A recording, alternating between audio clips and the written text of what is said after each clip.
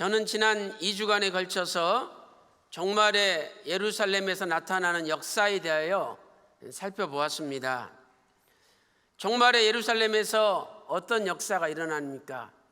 첫째로 예루살렘에서 하나님의 말씀이 나옵니다. 이사야 2장 2절 상반절 말씀 보니까 마리레라는 표현이 나오죠. 그리고 이사야 2장 3절에 예루살렘에서 하나님의 말씀이 나온다라고 기록을 하고 있습니다. 또한 스가랴서 14장 8절 말씀 보니까 그날에, 이 스가랴 14장 8절의 그날에는 역시 종말의 날을 가리킵니다. 그날에 예루살렘에서 생수가 솟아나서 절반은 동해로 절반은 서해로 흐를 것이라.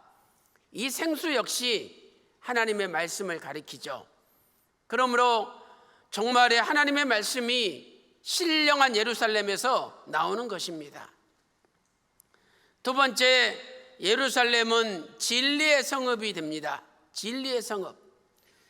스가랴서 8장 3절에 내가 시온에 돌아왔은즉 예루살렘 가운데 거하리니 예루살렘은 진리의 성읍이라 일컫겠고, 예루살렘이 진리의 성읍이 된대요. 요한복음 17장 17절 말씀 보니까 아버지의 말씀은 진리니이다 예수님께서 선포하셨죠. 그러므로 진리의 성읍은 아버지의 말씀이 선포되는 교회를 가리키는 것입니다. 세 번째, 예루살렘에 열방이 몰려듭니다. 이사야 2장 2절 하반절 말씀 보니까 만방이 그리로 모여들 것이라, 열방이 모여든다라고 약속하고 있습니다.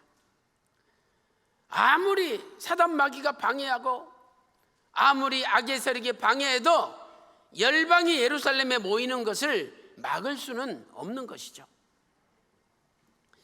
이사야 2장 3절에 그리로, 그곳은 바로 예루살렘이라고 말씀하고 있습니다.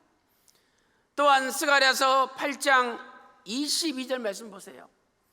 스가랴 8장 22절에 많은 백성과 강대한 나라들이 예루살렘으로 와서 여호와 하나님을 찾고 여호와 하나님께 은혜를 구하리라고 말씀하고 있습니다.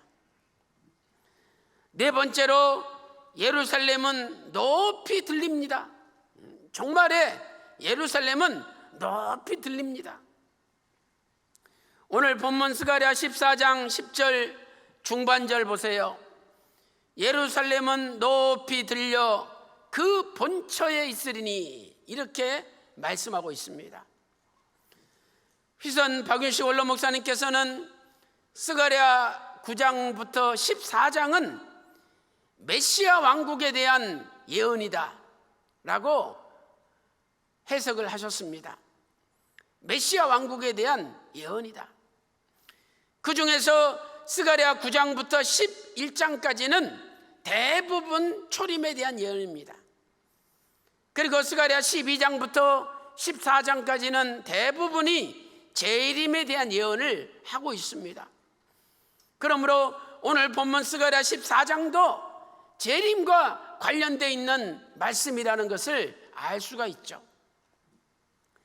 저는 오늘 종말에 예루살렘이 높이 들린다는 이 말씀의 구속사적 의미에 대하여 자세하게 살펴보도록 하겠습니다. 첫째로, 예루살렘 외에는 다 낮아집니다. 예루살렘은 높이 들려 올라가는데 예루살렘 외에는 다 낮아집니다. 스가랴 14장 10절 상반절에 이렇게 말씀하고 있습니다. 온 땅이 아라바 같이 되되 게바에서부터 예루살렘 남편 림몬까지 미칠 것이며 라고 말씀하고 있습니다. 첫째로, 온 땅이 아라바 같이 된다는 의미는 무엇입니까? 온 땅이 아라바 같이 된대요. 이 아라바는 히브리어로 평온, 평야 이런 뜻입니다. 평온, 평야. 낮은 지대죠. 지리적으로는 저 갈릴리 호수로부터 사해 바다까지 이르는 낮은 계곡을 아라바라고 부릅니다. 낮은 계곡. 이것은 결국 예루살렘 외의 지역들은 전부 낮아진다는 말씀입니다. 일대지 두 번째로 낮아지는 범위는 어디서부터 어디까지입니까? 게바에서부터 림몬까지입니다. 낮아지는 범위는 게바에서부터 림몬까지라는 거죠. 스가랴 14장 10절 상반절에서 말씀하고 있습니다. 이것을 우리말 성경에서는 이렇게 번역하고 있습니다. 게바에서 예루살렘 남쪽 림몬까지 온 땅이 아라바같이 평야가 될 것이다. 이렇게 우리말 성경은 번역을 하고 있습니다. 게바가 어디입니까? 게바는요, 남유다 왕국의 최북단입니다. 북이스라엘과의 경계 지역입니다.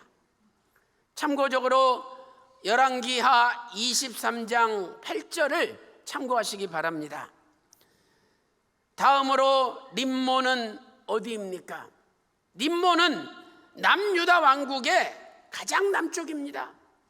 에돔과의 경계선이죠. 참고적으로 여호수아 15장 32절과 여호수아 19장 7절을 보시기 바랍니다. 여호수아 15장 32절과 19장 7절을 참고하시면 되겠습니다. 그러므로 남유다 왕국의 전체 영역이 예루살렘만 빼놓고는 다 낮아진다는 거죠.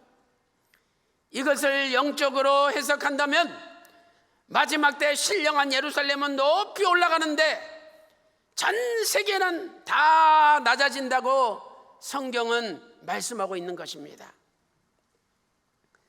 사랑하는 성도 여러분, 예루살렘보다 높은 산들이 얼마나 많이 있습니까? 그런데 하나님께서 종말에 이 높은 산들을 다 낮아지게 만드신다는 겁니다. 전능하신 하나님, 능치 못하신 하나님께서 못하실 일이 어디 있겠습니까? 세상을 살다 보면 나보다 돈이 많고 권력이 또 많다고 힘이 세다고 나를 따르는 사람들이 많다고 우쭐대며 뻐기는 사람들이 얼마나 많이 있습니까? 그러나 하나님 역사하시면 순식간에 낮아진다는 거예요.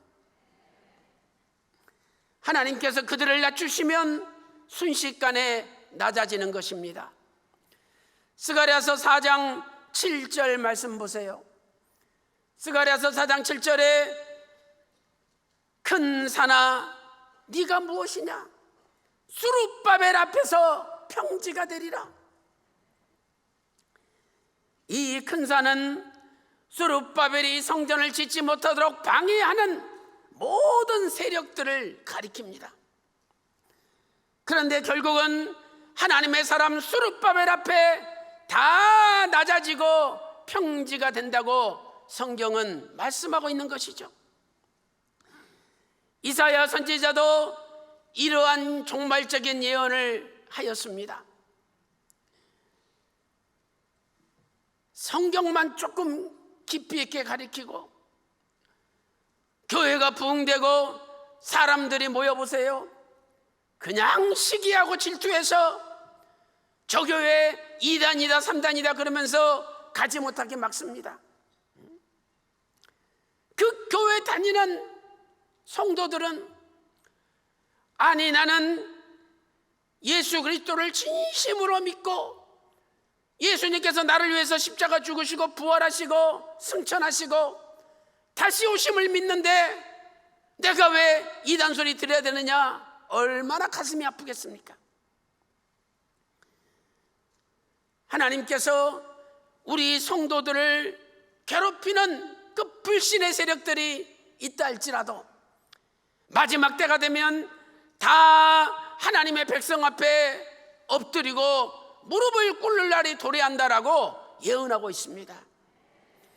이사야 60장 14절 말씀 보세요. 이사야 60장 14절에 너를 괴롭게 하던 자의 자손이 몸을 굽혀 너에게 나아오며 또한 너를 멸시하던 모든 자가 네 발 앞에 엎드려 네가 여호와의 성읍이로다, 여호와의 거룩한 자의 시온이라, 이렇게 칭찬할 때가 온다는 겁니다. 사랑하는 성도 여러분, 오늘 또 평강제일교회가 얼마나 많은 큰 산들에게 둘러싸여 어려움을 당하고 있습니까? 그러나 하나님께서 모든 큰 산들을 종말에 다 낮추시고 신령한 예루살렘, 하나님의 예수 그리스도의 몸된 교회들은 높이 우뚝 설 줄로 믿습니다. 큰 두 번째, 예루살렘은 높이 들려 올라갑니다. 예루살렘 주변은 전부 다 낮아지는데, 아라바 같이 낮아지는데 예루살렘은 높이 들려 올라간대요. 스가랴 14장 10절 중반절에 기록하고 있습니다. 예루살렘이 높이 들린다는 것은 무슨 뜻입니까? 첫째로 신약시대 예수 그리스도의 교회가 높이 올라간다는 뜻입니다. 예수 그리스도의 몸된 교회가 초대교회 때 얼마나 많은 핍박을 받았습니까? 그러나 결국 하나님의 교회들은 높이 올라갑니다. 신약시대 교회가 핍박을 받았지만 예수님께서는 승천하실 때 사도행전 1장 8절에 미리 말씀하셨습니다. 성령이 임하시면 너희가 권능을 받고 예루살렘과 유다와 사마리아 땅끝까지 이르러 내 증인이 되리라. 아무리 핍박과 고난이 닥친다 할지라도 예수 그리스도의 십자가의 복음은 예루살렘과 온 유다와 사마리아와 마침내 땅끝까지 간다라고 말씀하셨습니다. 이 말씀대로 초대교회는 수많은 환난을 뚫고 날마다 부흥되고 날마다 성장하였습니다. 우리 교회 역사도 보세요.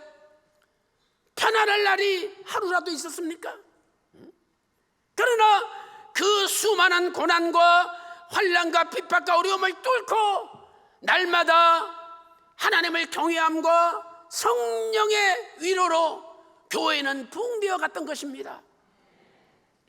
사도행전 9장 31절 말씀 보세요. 사도행전 9장 31절에 그리하여 온 유대와 갈릴리와 사마리아 교회가 평안하여 든든히 서가고 주를 경외함과 성령의 위로로 진행하여 수가 더 많아지니라 성경은 말씀하고 있습니다. 이사야 2장 2절에도 여호와의 전의 산이 모든 산 꼭대기에 굳게 설 것이요 작은 산이 뛰어나리니 만방이 그리로 모여들 것이라 말씀하고 있습니다. 이제 이번 달 9월 15일부터 17일까지 세계 전도인 구속사 세미나가 열립니다. 지금 40여 개국에서 약 1000명의 목회자들이 등록을 했습니다. 비록 그들이 한국에 오지 못하기 때문에 온라인으로 진행되지만 하나님의 말씀은 코로나 상황 속에서도 날마다 전진하고 날마다 흥왕하고 있는 것입니다. 이것이 사람의 힘으로 된 것입니까? 오직 성령의 위로하심으로 이루어진 역사입니다. 두 번째, 세상 마지막에 새 예루살렘 성이 나타날 것을 보여줍니다. 예루살렘이 우뚝 서는 것은 세상 종말에 새 예루살렘 성이 나타날 것을 보여주는 거죠. 스가랴 14장 10절에 예루살렘, 종말적으로 새 예루살렘 성을 가리킵니다.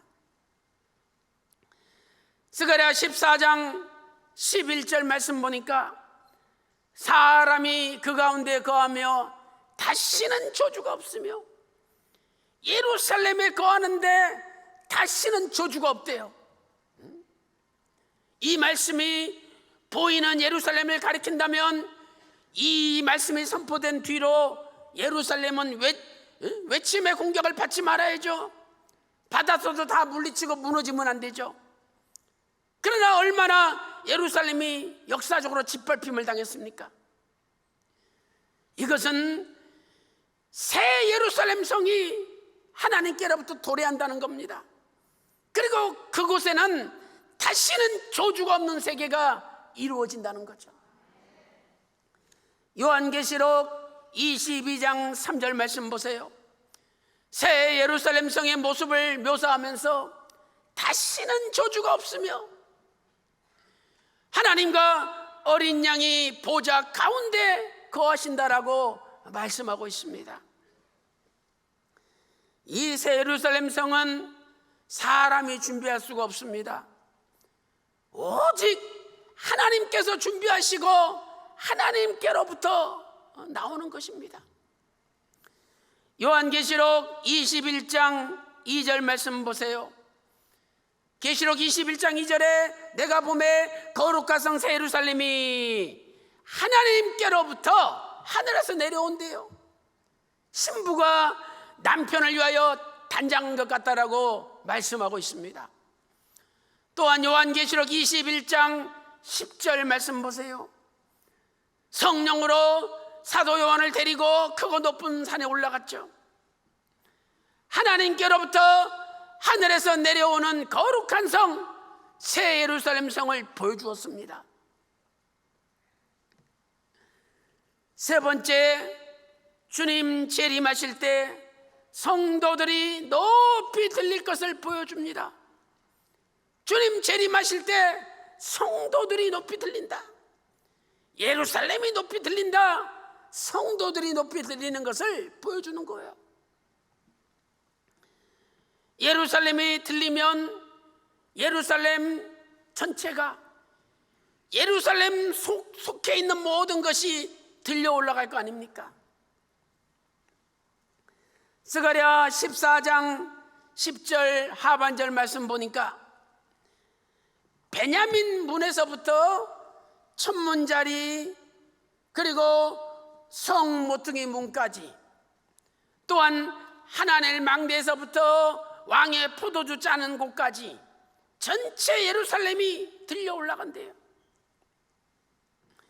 여기 베냐민 문은 예루살렘의 북쪽 성벽 중에서 맨 오른쪽 동쪽에 있는 문입니다.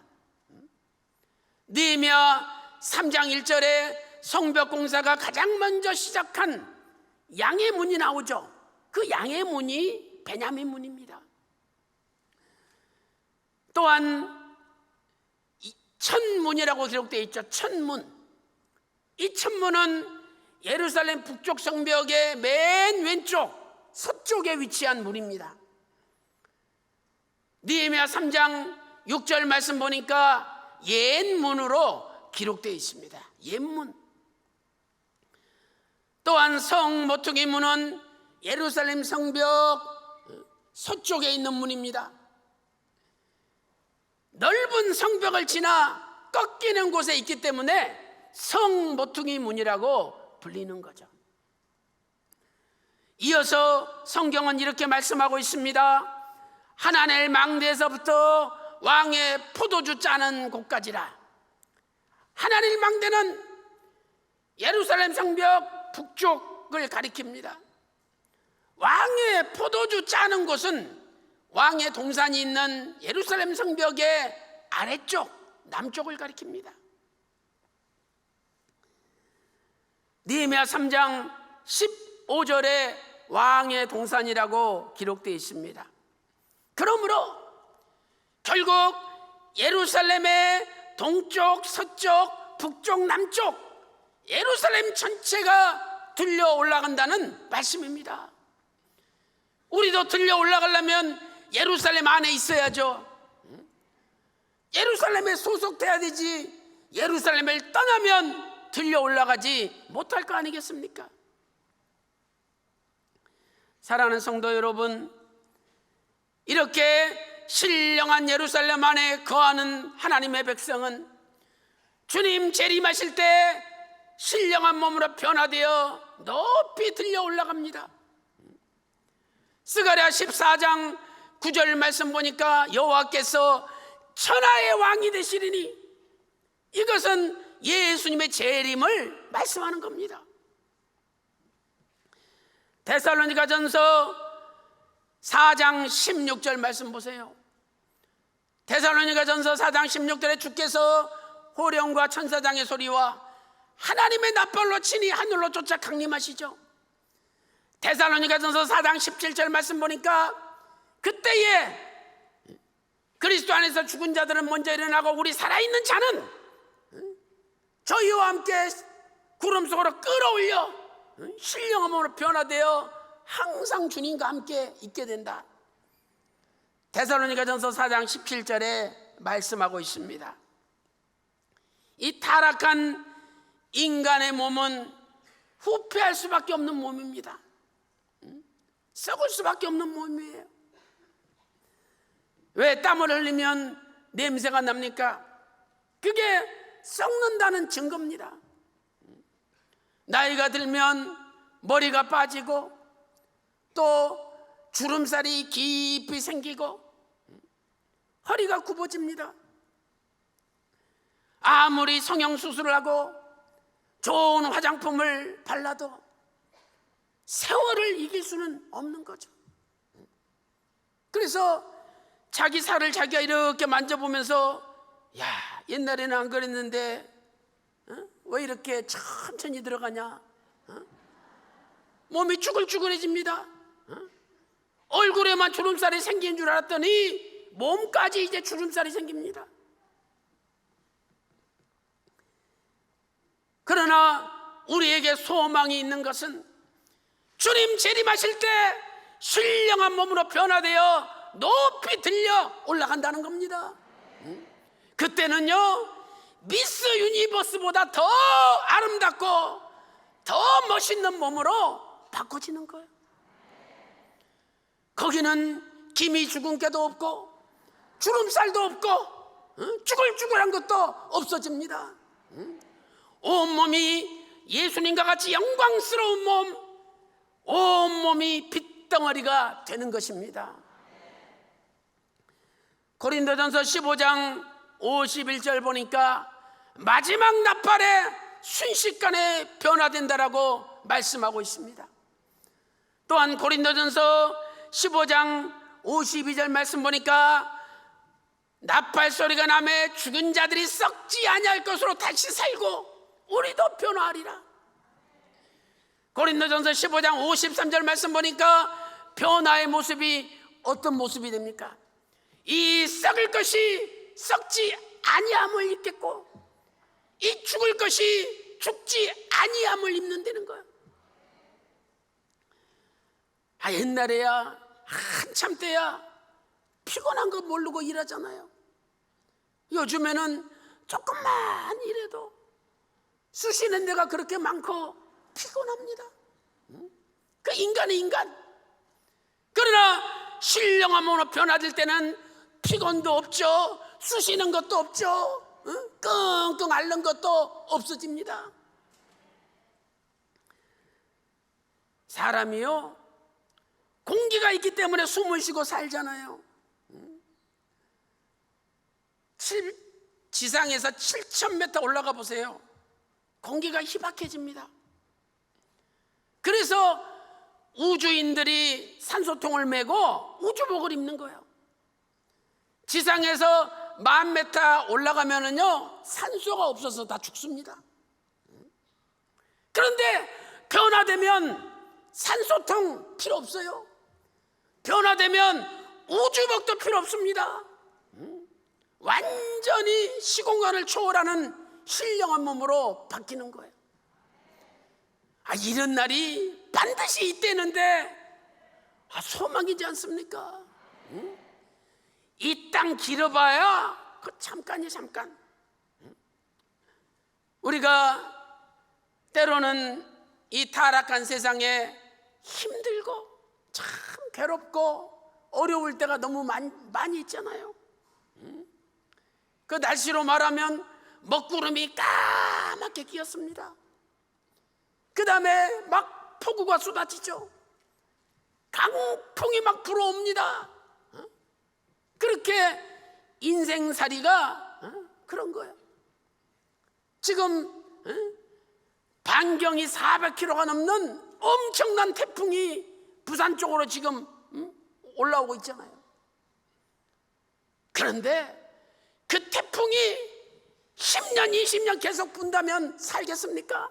아이고, 10년, 20년 고사하고 한 달만 계속 불어도 못 살 겁니다. 그런데 다행인 것은 그 태풍도 결국은 지나간다는 거예요. 우리 찬송 부를 때 이 또한 지나가리라, 그 찬송 있지 않습니까? 이 또한 지나가리라. 아무리 검은 먹구름이 끼고 폭우가 쏟아지고 태풍이 불어와도 그것 또한 지나가게 돼 있는 거예요. 우리에게는 소망이 있지 않습니까? 그런데 신령한 몸으로 사는 것은 영원히 세세무궁토록 사는 겁니다. 그래서 나이 많이 먹었다고 한탄하지 마시고 하나님 부르시는 그날까지 하나님 앞에 생명 바쳐 충성해야 될 줄로 믿습니다. 결론적으로 예루살렘은 끝까지 본래의 자리에 있어야 합니다. 예루살렘은 끝까지 본래의 자리에 있어야 됩니다. 스가랴 14장 10절 중반절 말씀 보니까 예루살렘이 높이 들려 그 본처에 있으리니, 이 본처가 뭡니까?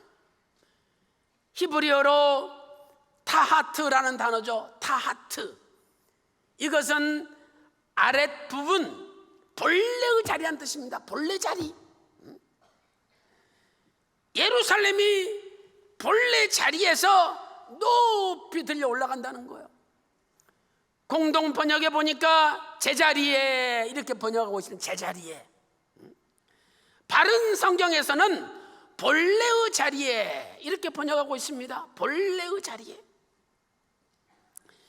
이것은 예루살렘을 떠나지 않는 백성만이 높이 들려 올라간다는 것을 알려주는 것이죠. 예수님께서도 승천하시면서 예루살렘을 떠나지 말고 아버지 약속하신 것을 기다리라 명령했습니다. 그렇다면 우리도 예루살렘 떠나지 말고 아버지 약속하신 것을 기다려야죠.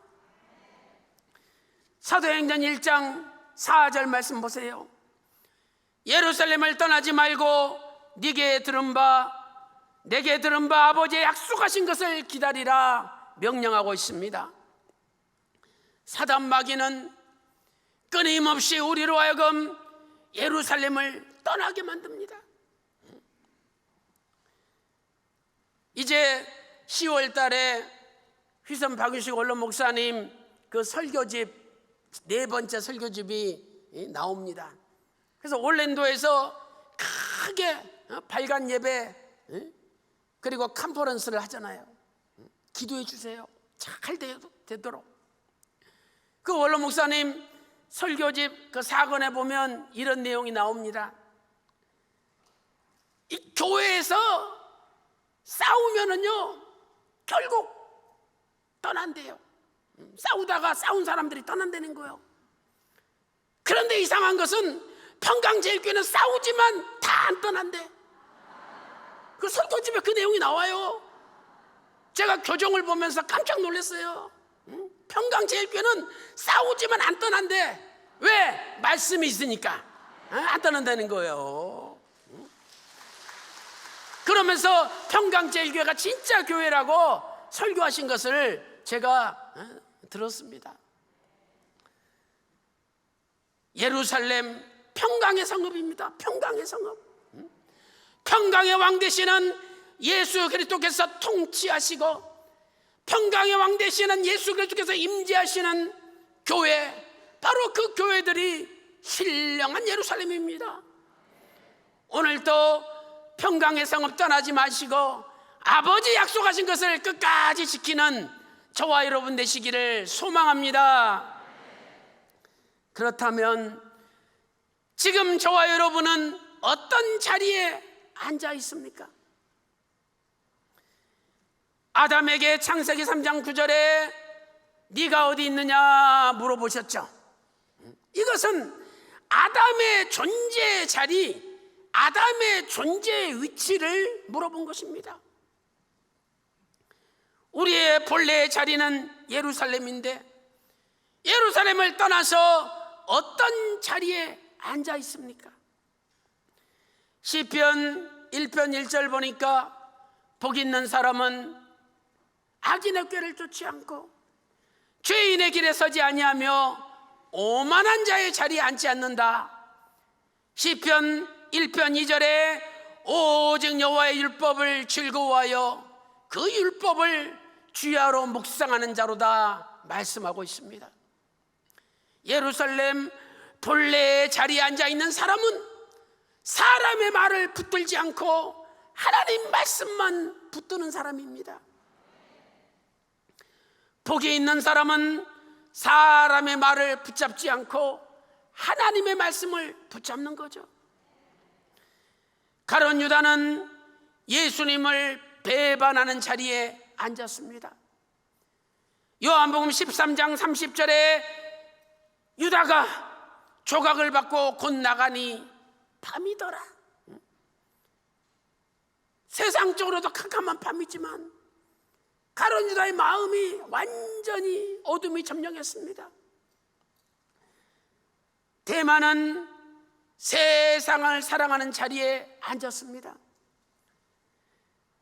디모데후서 4장 10절 말씀 보니까 대만은 이 세상을 사랑하여 나를 버리고 데살로니가로 갔고 이렇게 말씀하고 있습니다.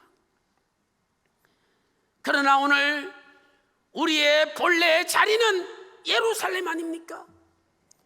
우리는 우리의 본래의 자리를 지켜야 됩니다. 내가 앉아야 할 본래의 예배의 자리, 내가 드려야 할 본래의 기도의 자리, 내가 바쳐야 될 본래의 헌신의 자리에 앉아 있어야 되는 것입니다. 성가대 자리, 교사의 자리, 구역장, 지구장, 총무의 자리, 임원의 자리, 각자의 맡겨주신 믿음의 자리가 있습니다. 그 믿음의 본래 자리를 지키는 자가 마지막 나팔에 들려올라 새 예루살렘 성에 입성케 됩니다. 사랑하는 성도 여러분, 변화받는 그날까지 오늘도 나에게 주신 예루살렘을 떠나지 말고 본래의 자리를 굳건히 믿음으로 지킴으로 마지막 나팔에 신령한 몸으로 변화되어 아버지 품에 안기는 저와 여러분이 다 되시기를 주님의 이름으로 축원합니다.